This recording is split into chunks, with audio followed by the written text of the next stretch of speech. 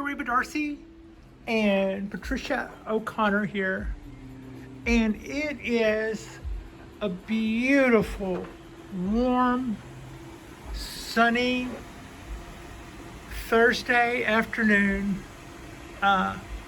We're about mid-January, and it feels like anything but.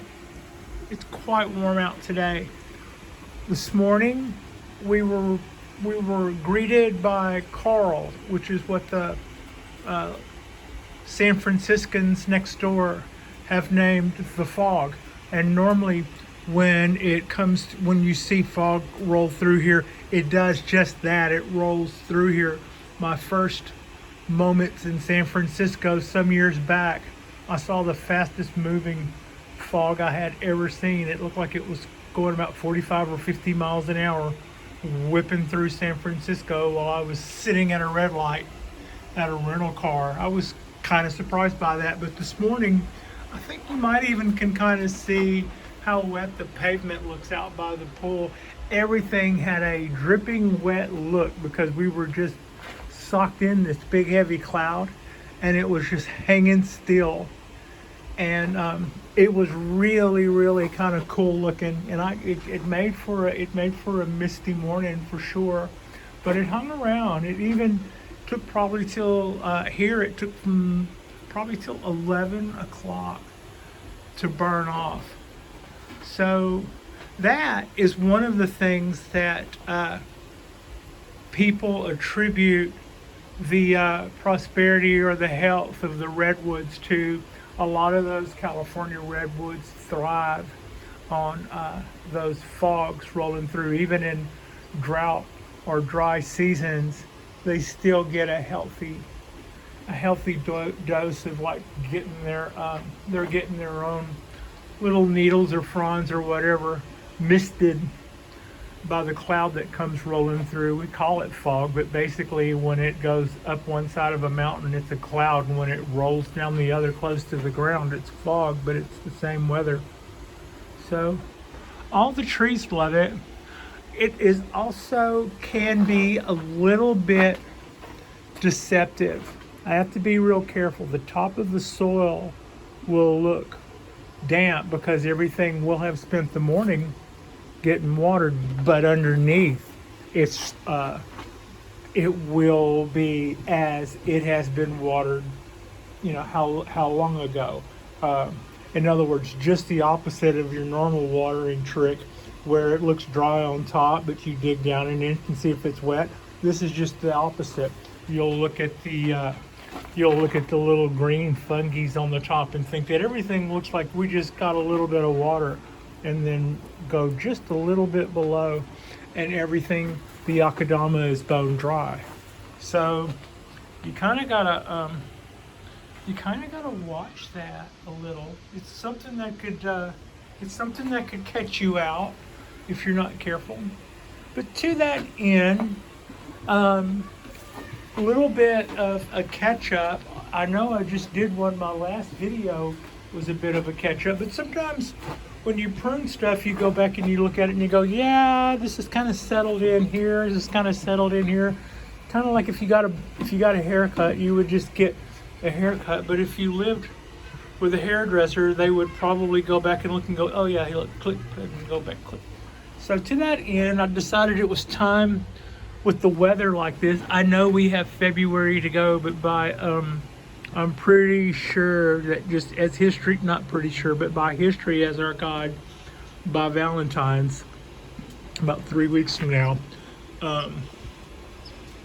we'll definitely be far into spring. We will have had enough days like today where everything will well and truly be budding out and growing. Like the oaks are already doing it. I've already got little inappropriate sprouts coming out along the base, but that's a good look at the front of our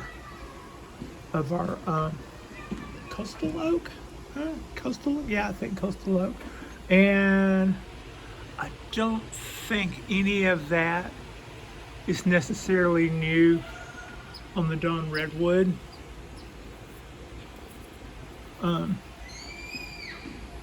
But yeah, we're a couple of days of that, and we'll see what's going to come back on that. I'm pretty excited about that.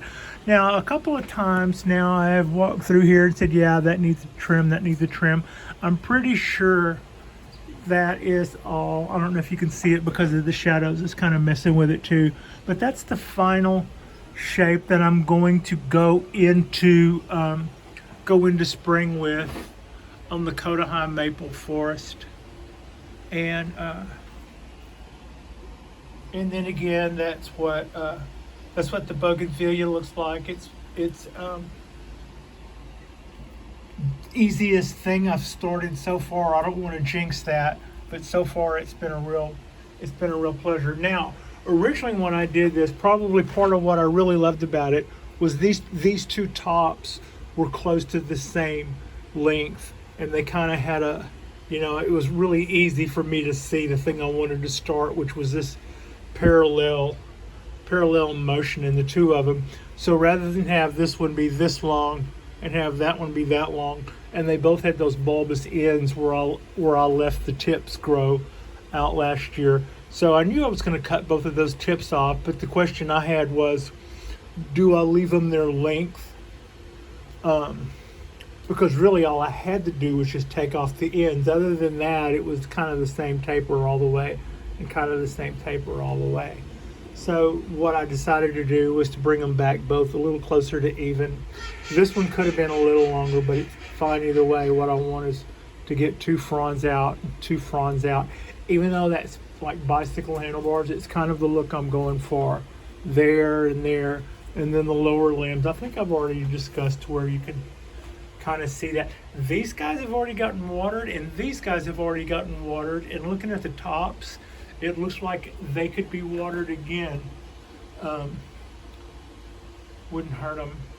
If they've already sucked up that water, they must be doing things. So yeah, it'll be interesting to see what comes of that. But looking at this coastal oak, I'm looking at all the little buds that are sprouting out, and this thing is just going to just lurch out all over. I'd like to see more back budding on my top here, but I've already kind of pruned the end. I don't have a lot to cut back there without totally messing with it, but I'm gonna give that a minute to do something in here, and anything in here, and I'll keep it. If I don't get anything in here, this will be it, and I'll cut it back. I'll cut it back and then see if that makes it back bud, and if it doesn't, I still know I have that. So other than that, everything else is just creating options. I'm trying to get some more branching started, from recover from a few losses from whatever the hell it was that got us last year, at the end of last year. That wasn't a lot of fun. But the tree is certainly flushing out. I'm probably 3 years away from putting it back into the shape I was before that happened. But that's okay. We didn't get in this thing to grow fast stuff, but that's that hollow feature in that trunk. I just love the way that the whole thing looks. It's just got a really good texture. That's about a 35-year-old tree. It was started by a guy who had a nursery. I think the story was he started about 100 of those little oak trees, and when he passed away, I believe his wife sold the business, and out of the 100 or something trees, I think this one was his. So this one would have been the good one. This tree has been really, really resilient. It's been not too hard to grow. The main thing I needed to do was just not mess with it. So to that end, I tried to do that. And then last year we suffered some sort of, I don't know what it was, but it was just totally just got our tree and wouldn't let go for a couple of round of leaves, and we lost whole branches, just turned black. So that's what all those chops are. I would cut them back as dead, but leave as much as I could to see if I could induce some sort of back budding or some kind of forward motion, but it wasn't going to stop. it wasn't going to stop. Those branches weren't going to stop dying until they just were, and nothing that, whatever it was, nothing that I did, I think, had any real effect on it.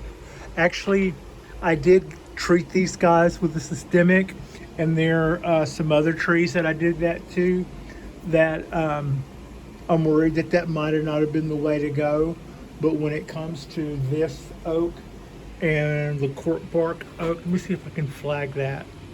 And when it came to the cork bark oak, see, that's what grips do. They flag light from going down the barrel of the lens. That guy had it too. And when it came to the cork bark oak, that gave me an opportunity to, I didn't have that many branches on that to lose. That guy was already perfect, ready to go to show tree. Now, less so because of that. So I went with one of those once a year, pour in the mix with your water, and then pour in the thing treatments that that later when I went to classes and when I started taking some of the online classes, they said that the best prevention was not that kind of drastic, put the campfire out with the fire truck thing like that, but more just good health and keeping vigor in your trees. But I would say that I was losing a lot of branches on these trees until I did that. And with that in mind, I was able to bring that under control on this guy and that guy, and whatever became of my Japanese black pine. We seem to be finally recovering. And main thing I did was repot that, and found that I had a root obstruction at the bottom of that, at the bottom of the pot. So clearing that up and cutting that back, and then putting some fresh mix down in the bottom and setting the tree back down, it stopped what looked like a rapid decline. I don't know that I'm out of it yet, but I gotta say that the tree has put out a lot more green since then, and it's just kind of hard to see because it's one of my favorite trees. That's a 75-year-old Japanese black pine, but it's never stopped putting out green stuff all over. But whenever it went bad, it didn't go bad in places, it went bad all over, and it was really hard to figure what it was. But yeah, I think I actually, out of just kind of running, when in trouble, when in doubt, run in circles, scream and shout. Well, I think that's it describes pretty much what I went through with that. But I believe my final diagnosis to go in and check the roots, because of being told you should probably go in and check the roots, and also being told by club members looking at the calendar and going, it's still not too late to go in and check the roots. Then I went in and cleared up the roots and put it back in there and saw exactly what I had expected to see. That's some root damage, probably caused by a drainage issue, probably caused by me, but maybe not. But it might have been my drip pans were allowing water to get to the bottom of the pot. So some of my regular listeners are going to go, how many times am I going to hear this story? But if that's that's really what I did to cause that, that's that's what kept me. That was the difference between me having a 75-year-old cork bark black pine and not doing anything wrong, and then having one. And I did do another thing wrong. I was already looking for sickness and issues before I discovered that cork bark black pines are not as hardy as their non-cork bark counterparts. They're rare, they're cool, but it's not like having freckles or something. It's actually something that will cause you to have to take other precautions with the tree to make sure that they maintain their vigor. And one of those things is probably don't do a big needle pruning, decantling every single year, maybe like every other year or something. And if you see any signs why maybe you shouldn't, then don't. They also say when these things get older that that you can take their health off of a cliff if you're not minding your P's and Q's. I was totally oblivious to that, and to that end, I probably learned a lot more. You know, it's like they say, you learn a lot more from your mistakes than you do sailing along thinking things are just goosey. Those guys, where are y'all going?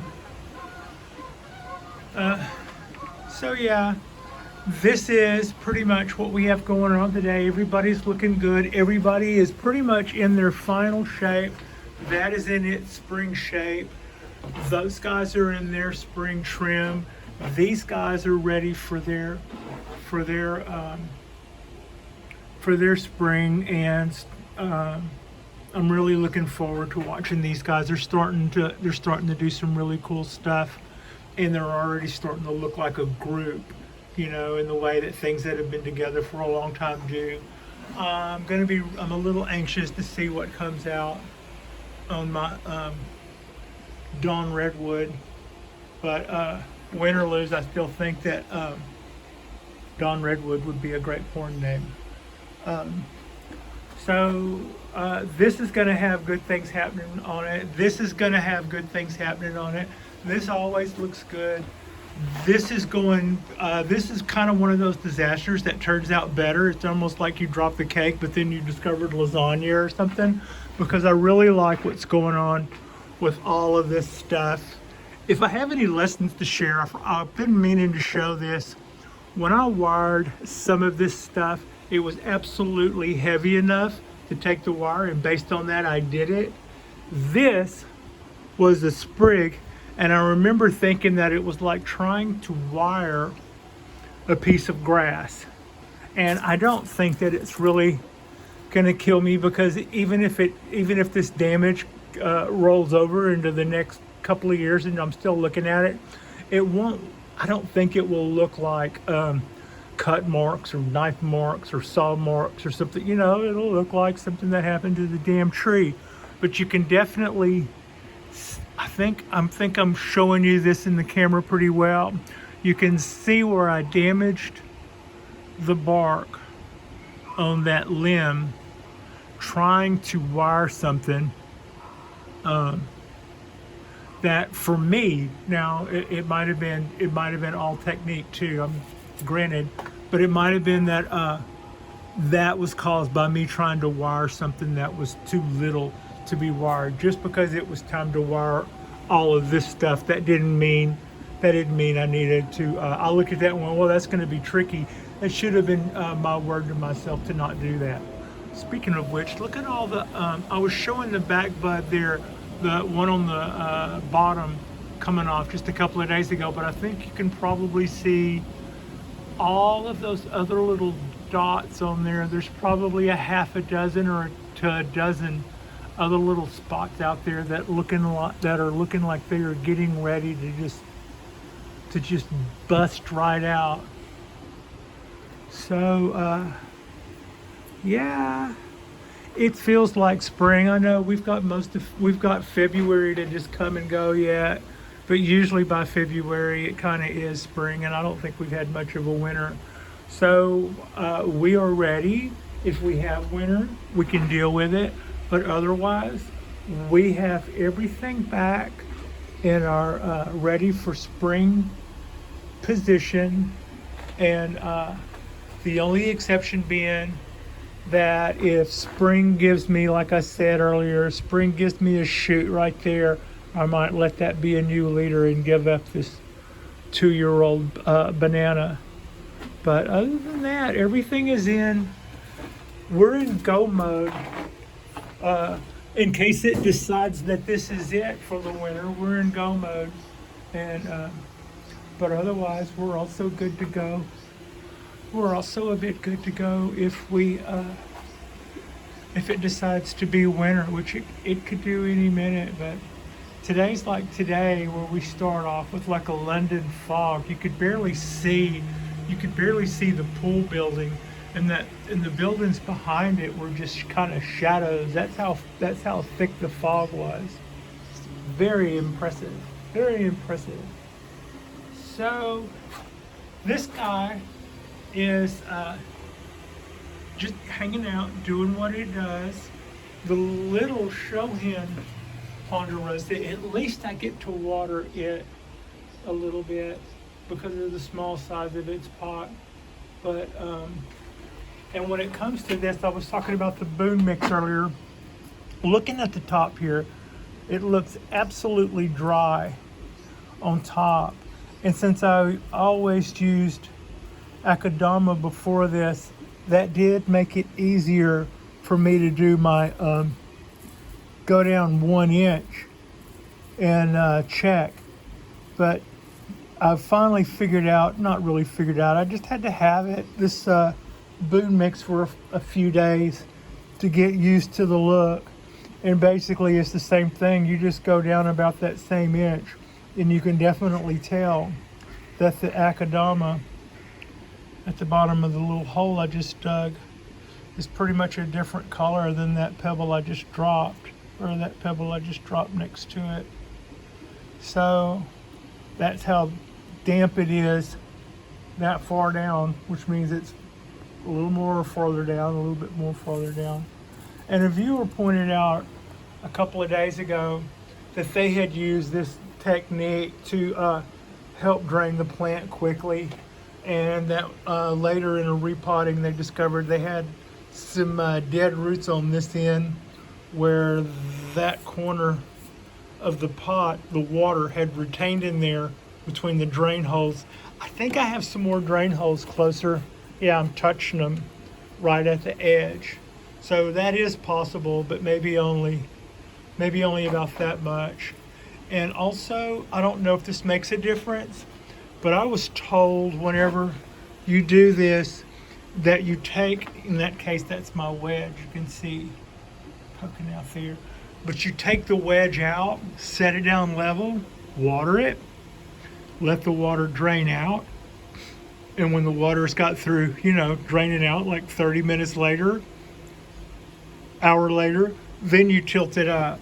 So I don't water it at that angle. I do allow that. I do allow it to drain straight down at first to let the majority of the water run off. And if there's any difference, that might be it, or you might have been doing that all along too. I'm not sure, but yeah, that's what's going on there, and I think that helped. I mean, I did about 4 or 5 things that each of which I have faith in that it helped, but probably at the end of the day, it's kind of like mothering something helps the nurse as much as the patient. You get to feel like you're not just being proactive, and it might be that your trees see that you're being proactive in a mostly positive way. It's like, Jesus, Pat, read a book, you're killing me. So, yeah, I mean, that's my cynical attitude about that. But this is afternoon in, and it is probably a little late. I'm starting to let the lights run about 30 minutes later than I had. They're going to about 4:45, almost 5 o'clock now. So about probably another 15 minutes or so, and we'll be cooling our jets. But that's just a quick look. Our Wednesday drop, at least for the time being, is going to be our Thursday drop. We'll still do the same amount of shows. I don't really know if that was Monday, Wednesday, Friday just had a really good ring to it. Apparently, my bosses thought so too, and I don't have my act together well enough to pre-record it. I like the idea that these videos are fresh and frequent.